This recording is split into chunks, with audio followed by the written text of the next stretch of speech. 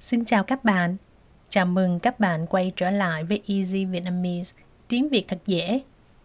Hôm nay, mình muốn nói về một chủ đề khá thú vị và cũng hơi hồi hộp một chút.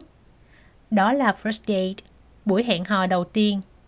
Ngày nay, nhiều cặp đôi ở Việt Nam quen nhau qua bạn bè, công việc hoặc các ứng dụng hẹn hò.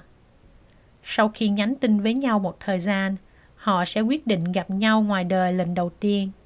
Đó chính là first date. Mình nghĩ first date ở quốc gia nào cũng thú vị. Nhưng ở mỗi nơi, cách mọi người hẹn hò lại hơi khác nhau.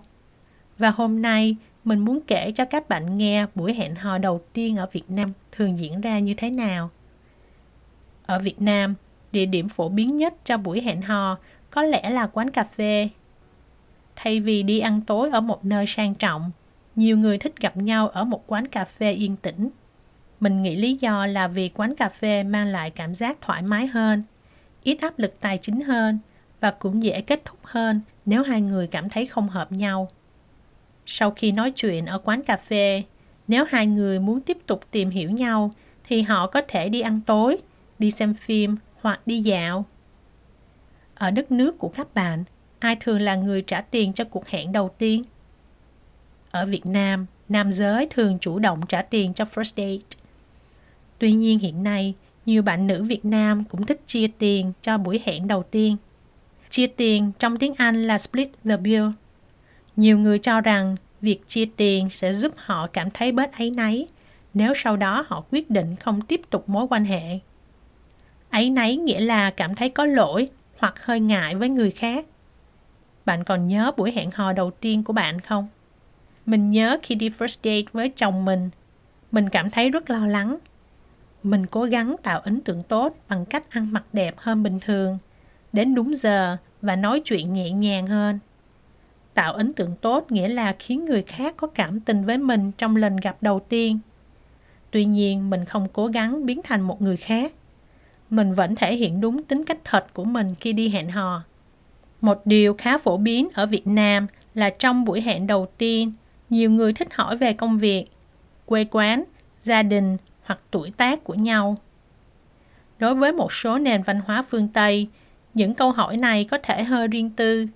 Nhưng ở Việt Nam, đây thường là cách để bắt đầu cuộc trò chuyện và tìm điểm chung với nhau.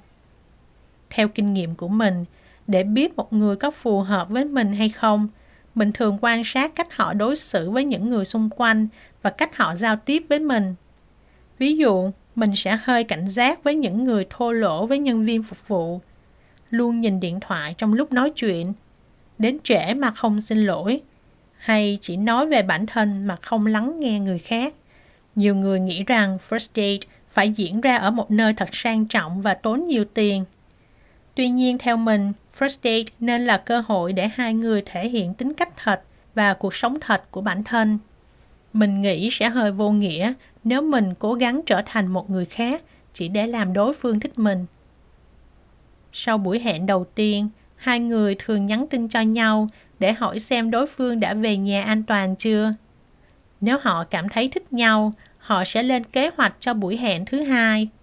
Còn nếu cảm thấy không hợp, họ có thể từ chối khéo hoặc nói thẳng với đối phương. Từ chối khéo nghĩa là từ chối một cách lịch sự để không làm người khác buồn. Ở đất nước của bạn, first date thường diễn ra như thế nào? Ai thường trả tiền? Và đâu là một first date lý tưởng với các bạn? Hãy chia sẻ với mình nhé! Cảm ơn các bạn đã lắng nghe podcast ngày hôm nay. Hẹn gặp lại các bạn trong tập tiếp theo của Easy Vietnamese, tiếng Việt thật dễ. Xin chào và tạm biệt!